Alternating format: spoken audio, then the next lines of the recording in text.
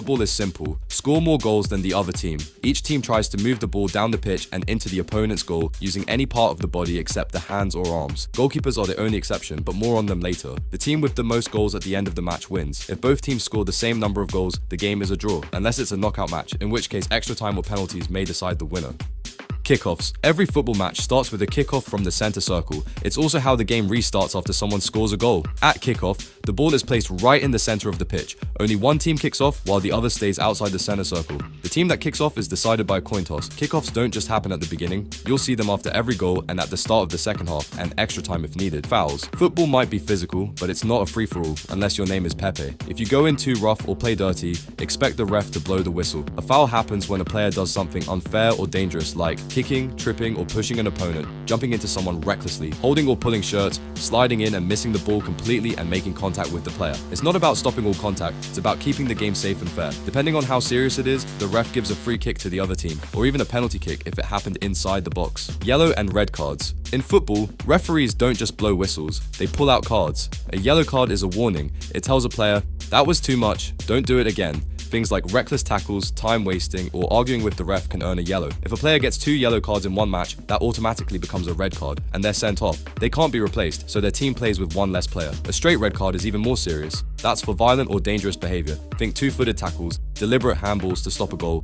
or aggressive conduct. The card system keeps players in check as one bad decision can hurt the whole team. The goalkeeper. The goalkeeper is the only player on the pitch allowed to use their hands, but only in a specific area, their own penalty box. Inside that 18-yard area, they can catch, punch, or parry the ball using their hands, arms, or body to stop it from going into the net. Outside the box, they're just like any other player. No hands allowed. The goalkeeper's job? Protect the goal with everything they've got. Handball. In football, using your hands or arms to touch the ball is usually a big no-no, unless you're the goalkeeper as mentioned previously. A handball happens when a player deliberately uses their hand or arm to control, block, or direct the ball. It doesn't have to look intentional. As long as your arm is in an unnatural position or gives you an unfair advantage, it can still be called. That's why you'll see players running with arms tucked in or behind their backs when defending. The line between accidental and deliberate can be a bit blurry, but refs and VAR try to make the call. More on them later. Penalty kicks. A penalty kick is one of the biggest moments in football. It's just one player versus the goalkeeper from 12 yards out. Penalties are awarded when a foul or handball happens inside the penalty box. It doesn't matter how minor the contact is. If it's a foul in the box, the ref points to the spot. The ball is placed on the penalty mark, and only the kicker and the keeper are allowed in the area until it's taken. The goalkeeper must stay on the line until the ball is kicked. No jumping off early.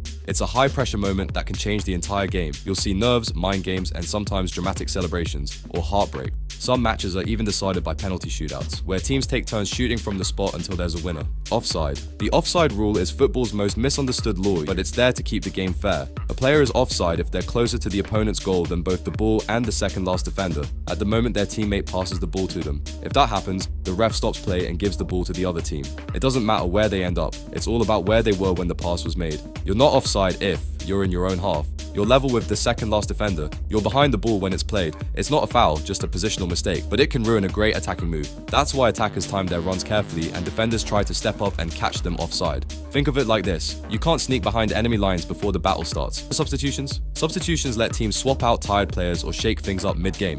Most leagues now allow up to 5 subs per team during a match. Once a player is subbed off, they can't come back on. Coaches use subs to bring on fresh energy, change formation or strategy, replace injured players, waste a little time when holding onto a lead. You'll see the 4th official hold up a board with the player numbers, one coming off, one coming on. The crowd usually reacts big when a fan favorite comes in or a key player is taken off. Match length and added time. A standard football match lasts 90 minutes, split into 2 halves of 45 minutes each. But if you've ever watched a game, you know it doesn't stop exactly at 90. That's because the referee adds a few extra minutes at the end of each half, called added time or stoppage time, to make up for pauses like injuries, substitutions, time wasting, VAR checks. You'll see a board showing how many minutes are added, but it's up to the ref to decide when the final whistle blows. Sometimes they let play go on a bit longer if a team is attacking or a key moment is happening. And if it's a knockout match and the score's still tied after 90, you get extra time, 2 15-minute halves, and if it's still level after that, a penalty shootout decides the winner. Throw-ins. When the ball goes out over the sideline, the long edges of the pitch, it's brought back into play with a throw-in, and it goes to the team that didn't touch it last. But there are a couple of rules you have to follow when taking one. Both feet must stay on or behind the sideline. You have to throw the ball from behind and over your head. You can't lift a foot or spin the ball like a basketball pass. If you mess it up, the other team gets the throw instead. You also can't score directly from a throw-in. Someone has to touch it first. That's why throw-ins are usually just a way to reset and rebuild an attack, unless you're watching a team with a player who can launch it like a rocket. Corner kicks and goal kicks. When the ball goes out over the goal line, the end line of the pitch, but doesn't go in the net, one of two things happens depending on who touched it last. If the attacking team touched it last, it's a goal kick. If the defending team touched it last, it's a corner kick. Goal kicks are taken from anywhere inside the 6-yard box, the small box near the goal. The goalkeeper or a defender usually kicks it out to restart play. The ball has to leave the penalty area before anyone else can touch it. Corner kicks are taken from the nearest corner flag and they're a big scoring opportunity. You'll often see attackers crowding the box while one player swings the ball in, aiming for a teammate's head or foot. These moments can change a match when whether it's a booming clearance from a goal kick or a last-minute corner that leads to a dramatic equalizer. The penalty box. The penalty box, also called the 18-yard box, is the large rectangle in front of each goal, and it's where a lot of the action and drama happens. This area is important for two main reasons. Goalkeepers can use their hands here, and fouls here lead to penalties. That's why defenders have to be extra careful when making tackles in this area. You'll also notice a smaller box inside the penalty area. That's the 6-yard box where goal kicks are taken and where goalkeepers often stay during crosses or corners. Understanding the penalty box helps you see why players fight so hard to get into it, because one move inside this area can completely change a game. The advantage rule. In football, not every foul leads to a whistle right away, and that's thanks to the advantage rule. If a player gets fouled but their team still keeps control of the ball and has a good chance to keep attacking, the referee can choose to let play continue instead of stopping the game.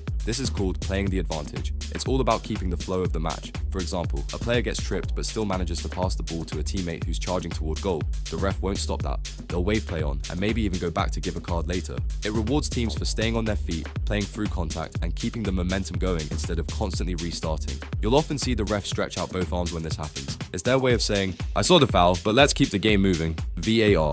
VAR stands for Video Assistant Referee, and it's basically football's version of instant replay. A team of officials watches the match through multiple camera angles and can alert the on-field referee if there's a clear and obvious mistake. It's not used for everything, only for key moments like goals. Was there a foul or offside in the build-up? Penalties? Was it a fair call? Straight red cards. Mistaken identity if the ref sends off the wrong player. Sometimes the ref will get a message in their earpiece and go over to check a screen at the side of the pitch. Other times, they'll trust the VAR team's input right away. It's not perfect and it can be controversial, especially when decisions take a while or involve very tight offsides, but it's there to make big calls more accurate and fair. Next